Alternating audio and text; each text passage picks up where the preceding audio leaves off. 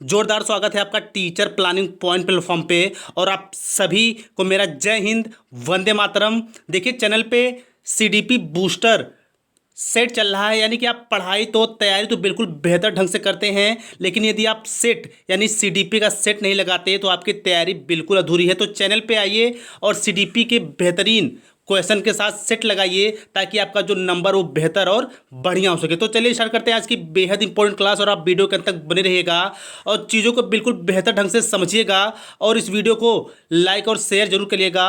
और कहना चाहूँगा कि जो भी मेरे भाई बहन चैनल पर नए हैं वो चैनल को सब्सक्राइब कर ले और बेल नोटिफिकेशन ऑन कर ले। तो चलिए स्टार्ट करते हैं आज की क्लास। देखिए क्वेश्चन नंबर 1 में कहा जा रहा है कि आपकी कक्षा में एक छात्र देर से आता है। आप देखिए आज जो जितने भी क्वेश्चन लिए गए हैं बिल्कुल उन क्वेश्चन पे स्पेशली आपको खुद खड़े होकर सोचना होगा कि उन परिस्थितियों में एक बच्चे के लिए आप कितना बेहतर सोच सकते हैं। तो देखिए बात यहाँ पे क्या हो रही है, क्वेश्चन नंबर 1 में आपकी कक्षा में एक छात्र देर से आता है तो आप क्या करेंगे, उसके अभिभावकों को सूचित करेंगे, बी में कहा जा रहा है उसे दंड देंगे, सी में कहा जा रहा है कारण जानने की चेष्टा करेंगे, या फिर डी में कहा जा रहा है उस पर ध्यान नहीं देंगे। आपकी कक्षा मान लीजिए कोई स्टूडेंट देर से आता है तो आप क्या करेंगे, तो ऑप्शन नंबर सी, जाहिर सी बात है हम उसके कारण जानने की चेष्टा करेंगे कि क्यों वो अपनी कक्षा में देरी से आ रहा है या क्यों वो अपने विद्यालय में देरी से आ रहा है। आगे चलते हैं क्वेश्चन नंबर 2 की तरफ। देखिए वीडियो बिल्कुल फटाफट होने वाली है, यानी कम समय में आपको चीज़ें बढ़िया उपलब्ध कराई जाएंगी ताकि आपका स्कोर, आपकी समझ बिल्कुल अच्छी हो सके। देखिए शिक्षा का उद्देश्य होना चाहिए, और शिक्षा का जैसे ही कहीं उद्देश्य वाली बात आए तो आप ये जानिए कि आपके जो 4 ऑप्शन आपके सामने होंगे उनमें से आप जो one of the best option होगा वो चूज करना होगा। तो ऑप्शन 1 देखिए, ए में क्या कहा जा रहा है कि विद्यार्थियों में व्यवसायिक कुशलता का विकास करना, बी में कहा जा रहा है कि विद्यार्थियों में सामाजिक जागरूकता तैयार करना, सी में कहा जा रहा है विद्यार्थियों को परीक्षा के लिए तैयार करना, या फिर डी में कहा जा रहा है कि व्यवहारिक जीवन के लिए विद्यार्थियों को तैयार करना।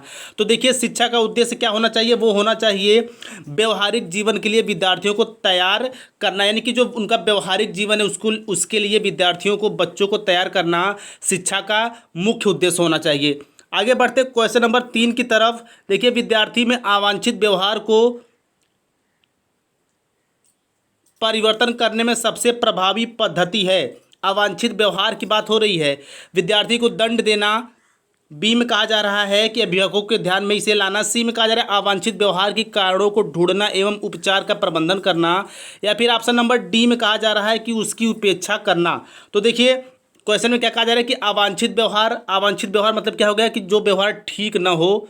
जैसे मान लीजिए कोई बच्चा अच्छे से पढ़ाई नहीं कर रहा है या फिर वो अच्छे ढंग से चीज़ों को सीख नहीं रहा है, तो इसका जो सबसे सही और सटीक ऑप्शन वो होगा ऑप्शन नंबर सी, यानी कि अवांछित व्यवहार के कारणों को ढूंढना एवं उपचार का प्रबंधन करना। यानी कि मान लीजिए कोई बच्चा क्लासरूम में वो अच्छे ढंग से पढ़ाई नहीं कर पा रहा है, तो सबसे पहले हम क्या करेंगे कि उसके इस कमजोरी का पता लगाएंगे कि वह क्यों अच्छे से पढ़ाई नहीं कर पा रहा है। उसके उपरांत हम उपचार का प्रबंधन करेंगे ताकि उसकी जो समस्या है वो दूर हो सके। आगे चलते हैं क्वेश्चन नंबर 4 की तरफ। आपको शिक्षक दिवस पर कुछ विद्यार्थियों ने एक बधाई पत्र भेजा है, आप क्या करेंगे, कुछ नहीं कहेंगे, बी में कहा जा रहा है कि उन्हें धन्यवाद देंगे, सी में कहा जा रहा है कि उन्हें पैसे की बर्बादी नहीं करने के लिए बोलेंगे, या फिर डी में कहा जा रहा है कि उन्हें बदले में शुभकामनाएं देंगे। देखिए शिक्षक दिवस की बात हो रही है, तो यदि हमें जो विद्यार्थी हैं हमें बधाई पत्र देंगे तो हमें जाहिर सी बात है उन्हें क्या करना होगा, उन्हें धन्यवाद देना होगा। ऑप्शन नंबर बी बिल्कुल 110% करेक्ट है। आगे चलते हैं क्वेश्चन नंबर 5 की तरफ। देखिए जब एक विद्यार्थी असफल होता है तो समझा जाता है कि, यहाँ पे विद्यार्थी की असफल होने की बात हो रही है, पद्धति असफल है, शिक्षा असफल है, पाठ्यपुस्तक असफल है, या फिर व्यक्तिगत असफलता है। देखिए जब एक विद्यार्थी असफल होता है तो क्या होता है, पद्धति असफल होती है, यानी कि सिस्टम असफल होता है। ऑप्शन नंबर ए बिल्कुल करेक्ट है। बाकी के जो 3 ऑप्शन है उसको हम डिस्कस कर लेते हैं। शिक्षा असफल है, बिल्कुल नहीं। पाठ्यपुस्तक असफल होती है, बिल्कुल नहीं। यह व्यक्तिगत असफलता है, बिल्कुल नहीं है। बट जो ऑप्शन नंबर ए है यानी कि पद्धति असफल है, यानी कि एक विद्यार्थी के असफल जब होता है तो क्या समझा जाता है कि पद्धति असफल है, जो उसका सिस्टम है वो असफल हुआ है या सिस्टम फेल हुआ है। आगे चलते हैं क्वेश्चन नंबर 6 की तरफ। देखिए जो सीडीपी बूस्टर सेट है ये आपको डेली 1 मिलेगा, और आपको चैनल पे जाके, और इसी के नाम से प्लेलिस्ट भी है, तो उस पर आपको डेली की डेली टेस्ट देना है, और साथ ही साथ अपने फ्रेंडों को सजेस्ट करना है, उन्हें शेयर करना है, और आपको एक कमेंट करके बताना है कि आपको वीडियो कैसी लगी। देखिए किसी विद्यार्थी की सबसे महत्वपूर्ण विशेषता है, सबसे महत्वपूर्ण विशेषता बात हो रही है, यानी कि एक क्या होता है, एक होता है विशेषता और एक होता है महत्वपूर्ण विशेषता। तो देखिए इसमें ऑप्शन में क्या कहा जा रहा है कि वह उत्तरदायित्व की अनुभूति, बी में कहा जा रहा है ईमानदारी, सी में कहा जा रहा है सहभागिता, डी में कहा जा रहा है आज्ञाकारिता। देखिए किसी विद्यार्थी की बात हो रही है कि स्पेशली स्टूडेंट की बात हो रही है कि स्टूडेंट में कौन सी क्वालिटी होनी चाहिए जो उसको सबसे महत्वपूर्ण बनाती है, वो है ऑप्शन नंबर डी यानी कि आज्ञाकारिता। देखिए आज्ञाकारिता वह गुण होता है जो किसी विद्यार्थी को सबसे महत्वपूर्ण बनाता है, यानी कि जो आज्ञाकारिता होती है वह विद्यार्थी की सबसे महत्वपूर्ण विशेषता होती है। आगे चलते हैं क्वेश्चन नंबर 7 की तरफ। आप किसी कक्षा में पाठ पढ़ाते हैं और एक विद्यार्थी विषय से असंबंधित एक प्रश्न पूछता है, आप क्या करेंगे? ठीक है, क्वेश्चन में ये पूछा जा रहा है कि मान लीजिए कोई क्लासरूम है, उसमें क्लास स्टार्ट है, मान लीजिए हिंदी की क्लास स्टार्ट है और उसमें किसी बच्चे ने विज्ञान का क्वेश्चन कर लिया, तो ऐसी स्थिति में आप क्या करेंगे? ऑप्शन देखिए, ए में कहा जा रहा है कि उसे असंबंधित प्रश्न पूछने की अनुमति देंगे, बी में कहा जा रहा है उसे असंबंधित प्रश्न पूछने की अनुमति नहीं देंगे, सी में कहा जा रहा है उसे गैर अनुशासित समझकर दंडित करेंगे, या फिर डी में कहा जा रहा है कि कक्षा के बाद प्रश्न का उचित उत्तर देंगे। तो देखिए इसके लिए जो सबसे सही ऑप्शन है वो है ऑप्शन नंबर डी। देखिए हम बच्चे को डांट या फिर दंडित तो कर नहीं सकते, उसे अनुमति तो दे नहीं सकते, नहीं आप ऐसा नहीं कर सकते हो, बट जो ऑप्शन नंबर डी है कक्षा के बाद प्रश्न का उत्तर देंगे, यानी कि मान लीजिए 40 मिनट का क्लास है, तो जैसे ही लगभग 35 मिनट्स बीत जाएंगे तो हम क्लास के लास्ट में उस बच्चे के प्रश्नों का जवाब दे सकेंगे। आगे चलते हैं क्वेश्चन नंबर 8 की तरफ, और आपसे रिक्वेस्ट मैं फिर कहूंगा कि वीडियो को आप शेयर जरूर किया करिए। देखिए आप शिक्षक है तो एक आप बेहतर काम, अच्छा काम जरूर किया करिए। एक सामान्य 12 वर्ष की आयु के बच्चे में सबसे अधिक होना संभव है। देखिए बात क्या हो रही है, 12 वर्ष की आयु की बात हो रही है, तो ये समझ जाइए कि आप 12 वर्ष की आयु के बच्चे की बात हो रही है, तो उसके अंतर्गत उसकी भावनाएं उस समय कैसी होती हैं, यानी कि देखिए जब 12 वर्ष दे दिया है तो हमें एज के अनुसार ही ऑप्शन को भी चूज करना होगा। ए में कहा जा रहा है कि कूल प्रेरक समन्वय में कठिनाई, बी में कहा जा रहा है कि वयस्कों को खुश करने के बारे में अनुभूति, सी में कहा जा रहा है कि अब और यहाँ में उसकी रुचियों को सीमित करना, डी में कहा जा रहा है कि समकक्षी के अनुमोदन के लिए बेचैनी। देखिए जब बच्चा 12 वर्ष का होता है तो उसमें सबसे अधिक संभव क्या होता है, वो है ऑप्शन नंबर डी यानी कि समकक्षी के अनुमोदन के लिए बेचैनी। मीन्स क्या हो गया, अपने फ्रेंड के लिए, अपने दोस्तों के लिए बेचैनी, या फिर समूह में रहने की बेचैनी, यानी ऑप्शन नंबर डी बिल्कुल करेक्ट है। देखिए आपने देखा होगा कि जो 12 वर्ष के बच्चे होते हैं वो बिल्कुल समूह में रहते हैं, अपने 2-4 फ्रेंडों के साथ रहते हैं, बिल्कुल हंसते बोलते मजे के साथ रहते हैं। आगे चलते हैं क्वेश्चन नंबर 9 की तरफ। देखिए विद्यालय से विद्यार्थियों के भाग जाने का कारण है, विद्यालय से विद्यार्थियों का भाग जाने का कारण है। अच्छा भाग जाने का कारण मतलब क्या है कि नामांकन कम हो गया है, फिर बच्चे स्कूल में नहीं आ रहे हैं, इसका यहाँ पे ये मीन्स होगा। ठीक है, तो आगे चलते हैं। देखिए मैं क्वेश्चन को बिल्कुल पानी की तरह क्लियर बताता हूँ ताकि चीज़ें आपके माइंड में बिल्कुल सेट हो जाएं, सेफ हो जाएं, और आपका जो सीटेड स्कोर हो बिल्कुल बेहतर हो सके और आगामी शिक्षक पात्रता परीक्षा में आप पार्टिसिपेट कर पाओ और एक सीट ले पाओ अपनी। देखिए ऑप्शन नंबर ए में कहा जा रहा है कक्षा शिक्षण में अरुचि का अभाव, बी में कहा जा रहा है विद्यार्थियों के अध्ययन में रुचि का अभाव, सी में कहा जा रहा है विद्यार्थियों को दंड नहीं देना, फिर डी में कहा जा रहा है समस्या के प्रति शिक्षकों का निर्दय अभिवृत्ति। ठीक है, तो यानी देखिए विद्यालय से विद्यार्थियों के भाग जाने का कारण क्या है, तो वह है सबसे सटीक और सबसे बेहतर, वो है ऑप्शन नंबर डी यानी कि समस्या के प्रति शिक्षकों की निर्दय अभिवृत्ति। अच्छा निर्दय अभिवृत्ति में क्या होता है, देखिए सबसे बड़ी समस्या तो क्या है कि सबसे बड़ी समस्या ये है कि जो गवर्नमेंटेड स्कूल है उसमें तो कोई नामांकन नहीं कराना चाहता, ये सबसे बड़ी समस्या है। तो देखिए जो शिक्षक गण होते हैं क्या, इसके विषय में उन्हें अच्छे ढंग से सोचना चाहिए, अच्छी रणनीति अपनानी चाहिए कि क्या कुछ कार्यक्रम किए जाएं, क्या एक्टिविटी किया जाए कि लोगों का रुख स्कूल की तरफ और ज़्यादा से ज़्यादा नामांकन हो और लोगों तक सर्व शिक्षा जो अभियान है उसकी पहुंच बन सके, यानी कि सब पढ़ें सब बढ़े। आगे चलते हैं क्वेश्चन नंबर 10 की तरफ। देखिए श्यामपट्ट पर लिखते समय सबसे महत्वपूर्ण क्या है, अच्छी लिखावट, लेखन में स्पष्टता, बड़े अक्षरों में लिखना है फिर छोटे अक्षरों में लिखना। देखिए श्यामपट्ट पर लिखते समय सबसे महत्वपूर्ण क्या है वो पूछा जा रहा है। अच्छा बात ये हो रही, मान लीजिए प्राइमरी लेवल की बात हो रही है, पेपर 1 की बात हो रही है, तो आप सोचिए कि श्यामपट्ट पर लिखते समय सबसे महत्वपूर्ण हो क्या सकता है। आप भी डीएलएड या फिर बीएड के ट्रेनिंग के दौरान टीचिंग के लिए स्कूल में गए होंगे, तो आप इन 4 ऑप्शंस में से किस ऑप्शन को सबसे महत्व देंगे लिखने के लिए। तो देखिए इसके लिए जो सबसे सटीक ऑप्शन है वो है ऑप्शन नंबर ए यानी कि अच्छी लिखावट। देखिए अच्छी लिखावट होती है तो जो बच्चे क्या होते हैं उनकी तरफ आकर्षित होते हैं और चीज़ों को अच्छे ढंग से सीखते हैं, इसलिए ऑप्शन नंबर ए बिल्कुल 110% क्या है, करेक्ट है। आगे चलते हैं क्वेश्चन नंबर 11 की तरफ। देखिए विद्यालय के श्रम की स्फूर्ति का विकास करने के लिए, श्रम की स्फूर्ति का मतलब क्या है कि बच्चों के अंदर श्रम संबंधी कौशल को विकसित करना, उन्हें श्रम के महत्व को बताना। तो इसका ऑप्शन देख लीजिए, सबसे बेहतरीन ऑप्शन। देखिए आप क्वेश्चन को मूड को समझा करिए, यदि आप क्वेश्चन के मूड को समझ लेंगे तो जो ऑप्शन होगा बिल्कुल 110% आप इजली टिक कर लेंगे। देखिए ऑप्शन नंबर ए में कहा जा रहा है कि शिक्षक अपने ही श्रम में प्रवृत्ति दिखाएगा।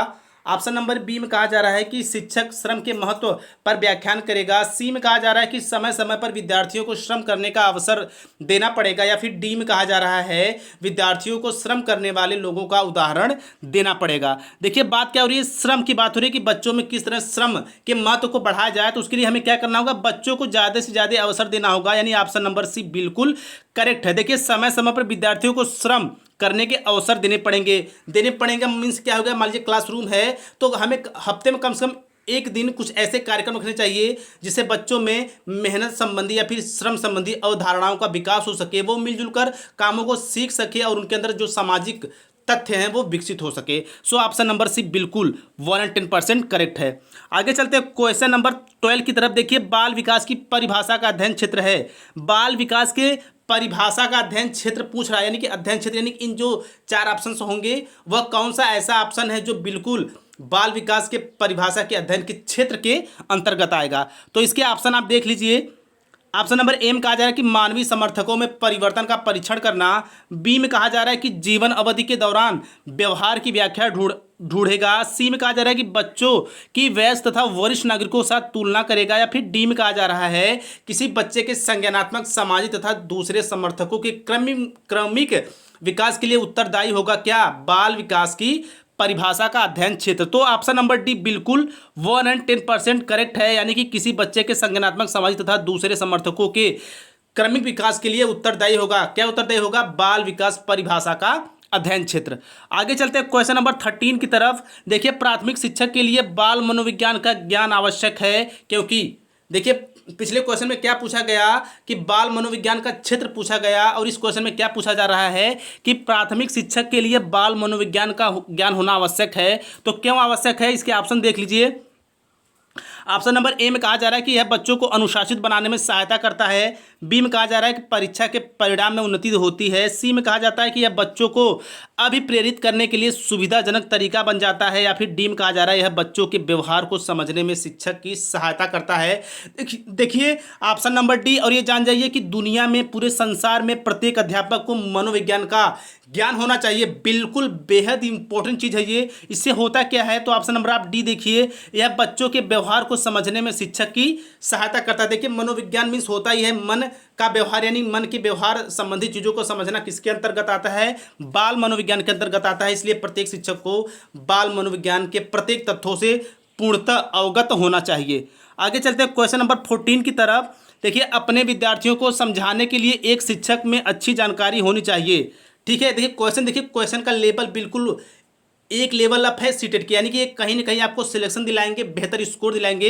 इसलिए आपको सीडीपी बूस्टर सेट को क्या करना है, डेली अटेंड करना है, अपना स्कोर बताना है और अपने एक फ्रेंड को, कम से कम एक फ्रेंड को शेयर भी करना है, वीडियो को लाइक करना है और क्या होगा, चैनल को सब्सक्राइब करना है। तो देखिए अपने विद्यार्थियों को समझाने के लिए एक शिक्षक में अच्छी जानकारी होनी चाहिए। ए में कहा जा रहा है कि बाल मनोविज्ञान की, बी में कहा जा रहा है बच्चों की समझने की प्रवृत्ति की, सी में कहा जा रहा है विषय वस्तु के प्रति विद्यार्थियों के मत की, या फिर डी में कहा जा रहा है उपरोक्त सभी। देखिए इस क्वेश्चन को समझिए, मैं इसमें थोड़ा सा कन्फ्यूजन है बट मैं इस कन्फ्यूजन को बिल्कुल 100% क्लियरली सॉल्व कर दूंगा और चीज़ें आपको बेहतर समझ आएंगी। देखिए बात क्या हो रही है क्वेश्चन में कि विद्यार्थियों को समझने के लिए एक शिक्षक में अच्छी जानकारी होनी चाहिए। तो जाहिर सी बात है हम आप कौन सा आंसर लगाएंगे, हम आंसर लगाएंगे बाल मनोविज्ञान की। बट इस क्वेश्चन का ऑप्शन नंबर ए क्या है, आंसर गलत है। और मैं आपको समझाता हूँ कैसे गलत है। बात क्या हो रही है, बाल मनोविज्ञान की समझने की, ठीक है, यानी कि एक शिक्षक के द्वारा अच्छी जानकारी किसकी होनी चाहिए, बाल मनोविज्ञान की। ये तो मस्ट है, ये तो होनी चाहिए। इसके साथ साथ ऑप्शन नंबर बी देखिए, यानी बच्चों को समझने की प्रवृत्ति। देखिए ये भी एक पॉजिटिव चीज़ है, यानी कि ये भी तो बाल मनोविज्ञान के अंतर्गत ही तो आएगा। और सी में कहा जा रहा है कि विषय वस्तु के प्रति विद्यार्थियों के मत की, ये भी तो बाल विकास के अंतर्गत आएगा। देखिए बाल मनोविज्ञान का मीन्स क्या हो गया कि बच्चों के मन के व्यवहार को समझना, यानी कि विद्यार्थी के मत को समझना, यानी कि जो 3 ऑप्शन है बिल्कुल पॉजिटिव हैं। इसलिए जो ऑप्शन नंबर डी होगा बिल्कुल करेक्ट होगा। सो आई होप आप समझ गए होंगे चीज़ों को अच्छे ढंग से। तो आगे हम बढ़ते हैं क्वेश्चन नंबर 15 की तरफ। निम्न में से किस स्तर में बच्चे अपनी समकक्ष वर्ग के सक्रिय सदस्य बन जाते हैं? समकक्ष वर्ग के सक्रिय सदस्य बन जाते हैं। समकक्ष मीन्स क्या हो गया? हम उम्र, एक उम्र के। ठीक है, मान लीजिए कोई बच्चा 15 साल का है तो उसका कोई फ्रेंड भी तो 12-13 साल का होगा, यानी हम उम्र। किशोरावस्था, वयस्क अवस्था, प्राक बाल्यावस्था, बाल्यावस्था। तो इसका जो सबसे सटीक ऑप्शन है वो है ऑप्शन नंबर ए, यानी कि किशोरावस्था। तो किशोरावस्था में क्या होता है कि जो किशोरावस्था स्तर के बच्चे होते हैं वो अपने समकक्ष के सक्रिय सदस्य बन जाते हैं, यानी कि समूह में रहते हैं, समूह का संचालन करते हैं, यानी कि ऑप्शन नंबर ए बिल्कुल करेक्ट होगा। आगे चलते हैं क्वेश्चन नंबर 16 की तरफ। देखिए, मनोचित्रण का संदर्भ है, मनोचित्रण की बात हो रही है। अर्थग्रहता को बढ़ाने की एक तकनीकी, बी में कहा जा रहा है जोखिम भरे कार्य के लिए कर्म योजना, सी में कहा जा रहा है मन का चित्रण खींचना, या फिर डी में कहा जा रहा है मन के कार्य का अन्वेषण। देखिए, मनोचित्रण का बात होगा तो आप क्या सोचेंगे? आप जाहिर सी बात है सी पे फटाक से टिक लगा देंगे, बट ये गलत ऑप्शन है। देखिए मेरे भाई, आपको क्या करना है कि चीज़ों को अच्छे ढंग से समझना है, यानी कि सीटेट के लेवल के जो क्वेश्चंस होते हैं बिल्कुल आपको समझ बनेगी, बेहतर बनेगी सीडीपी बूस्टर जो सेट होगा उसके साथ। यानी कि आपको डेली अटेंड करना है और बेहतरीन और सुपरहिट क्वेश्चन को के साथ अवगत भी होना है। तो इसका जो सबसे सही ऑप्शन होगा वो है ऑप्शन नंबर डी, यानी कि मन के कार्य का अन्वेषण करना। क्या कहलाता है? मनोचित्रण का संदर्भ है। मनोचित्रण का संदर्भ क्या है? मन के कार्य का अन्वेषण। आगे चलते हैं क्वेश्चन नंबर 17 की तरफ। देखिए, बालिका शिक्षा को महत्व देना उचित है क्योंकि ए में कहा क्या जा रहा है कि बालिका में बालकों से अधिक बुद्धिमान होती हैं, बी में कहा जा रहा है कि बालिकाएं बालकों से अल्पसंख्यक होती हैं, सी में कहा जा रहा है अतीत में बालिकाओं से भेद किया जाएगा, या फिर डी में कहा जा रहा है कि किसी सामाजिक परिवर्तन के नेतृत्व में केवल बालिकाएं ही समर्थ होती हैं। तो देखिए, बालिकाओं को शिक्षित या फिर बालिका शिक्षा को महत्व देना भी बेहद ही उचित है, बहुत ज़्यादा जरूरी है, क्योंकि ये ऑप्शन नंबर डी देखिए, किसी सामाजिक परिवर्तन के नेतृत्व में केवल बालिकाएं ही समर्थ होती है। इसलिए बालिकाओं को, महिलाओं को शिक्षा करना बिल्कुल बेहद ही अच्छा और उम्दा विचार है, और करना भी चाहिए, क्योंकि वो प्रत्येक क्षेत्र में बिल्कुल अपना लोहा भी मनवाती हैं। और आपने देखा भी होगा कि हर एक क्षेत्र में बालिकाओं का, महिलाओं का बोलबाला भी है। आगे चलते हैं क्वेश्चन नंबर 18 की तरफ। विकास शुरू होता है। देखिए, विकास यानी डेवलपमेंट की बात हो रही, तो आप जानते हैं विकास कभी नहीं रुकने वाली प्रक्रिया, यानी कि अविराम प्रक्रिया है। उत्तर बाल्यावस्था से, बी में कहा जा रहा है प्रसवपूर्ण अवस्था से, सी में शैशवावस्था से, या फिर डी में पूर्व बाल्यावस्था से। तो इसका जो सबसे सटीक ऑप्शन है वो है ऑप्शन नंबर बी, यानी कि प्रसवपूर्ण अवस्था से जो विकास होता है वो प्रारंभ हो जाता है, शुरू हो जाता है। आगे चलते हैं क्वेश्चन नंबर 19 की तरफ। देखिए, बहुबुद्ध बुद्धि की बात हो रही है। सिद्धांत के अनुसार सभी प्रकार के पशुओं, खनिजों और पेड़ पौधों को पहचानने और वर्गीकृत करने की योग्यता कहलाती है। क्या कहलाती है? तार्किक गणितीय बुद्धि कहलाती है, या फिर प्राकृतिक बुद्धि कहलाती है, सी भाषाई बुद्धि कहलाती है, या फिर स्थानिक बुद्धि कहलाती है। देखिए, बहुविध बुद्धि आप ध्यान में रखिएगा। तो यानी कि इसके अंतर्गत क्या होता है कि सभी प्रकार के पशु, खनिजों और पेड़ पौधों को पहचानने और वर्गीकृत करने की योग्यता क्या कहलाती है? तो वो कहलाती है प्राकृतिक बुद्धि, यानी नेचुरल इंटेलिजेंसी कहलाती है। ऑप्शन नंबर बी बिल्कुल करेक्ट होगा। आगे चलते हैं सेट के सबसे लास्ट क्वेश्चन में। देखिए, अधिकांश व्यक्तियों की बुद्धि औसत होती है, ये एक बात हो गई। बहुत कम लोग प्रतिभा संपन्न होते हैं और बहुत कम व्यक्ति मंदबुद्धिक होते हैं। यह कथन के प्रस्थापित सिद्धांत पर आधारित है। देखिए, आप क्वेश्चन को समझिए। यदि आप क्वेश्चन को समझ लेंगे तो इजीली सॉल्व कर पाएंगे जो उसका सही आंसर होगा। तो इसके ऑप्शन आप देख लीजिए। बुद्धि और जाति भिन्नता, बुद्धि के वितरण, मनोवैज्ञानिक परिघटना, या फिर भावात्मक व्यवहार। ठीक है, देखिए बात क्या हो रही है, प्रतिस्थापन सिद्धांत पर आधारित की। तो इसका क्या होगा? ये हो सकता है मनोवैज्ञानिक परिघटना, यानी ऑप्शन नंबर सी बिल्कुल करेक्ट है। देखिए, मनोवैज्ञानिक परिघटना के अंतर्गत क्या होगा कि चीज़ों को लेकर, या फिर जानवरों को लेकर, या फिर किसी भी वस्तु को लेकर लोगों के अंदर जो विचारधाराएं होती है वो अलग अलग होती हैं, और उनके सोचने समझने का नज़रिया भी अलग अलग होता है। इसलिए ऑप्शन नंबर सी बिल्कुल करेक्ट होगा।